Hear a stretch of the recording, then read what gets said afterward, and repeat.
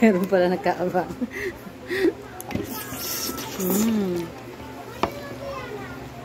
Pagluluto tayo ngayon ng creamy tuna pasta. Noong nakaraan, tuna pasta lang. Ngayon, lalagyan natin ng cream para mas masarap at masaya. Siyempre, unahin muna natin pakulaan ang pasta sa tubig na may asin.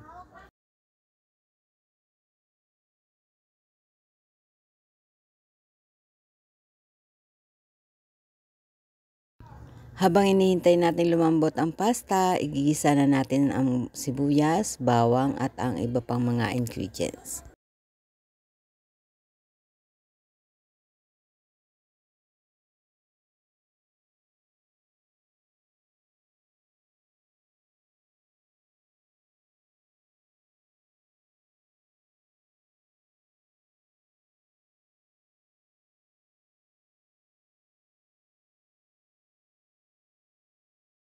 Ang ginamit ko po dito na evap ay Alpine. Mas masarap kasi siyang pang pasta compared sa ibang gatas.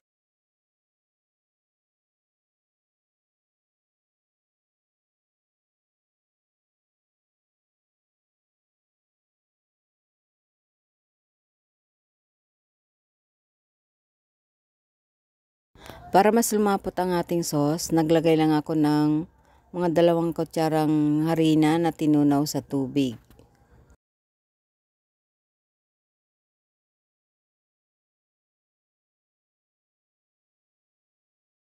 Hintayin natin kumulo ng konti. Ayan. Perfect. Ayan. Ito na yan. Hintayin natin ang apoy.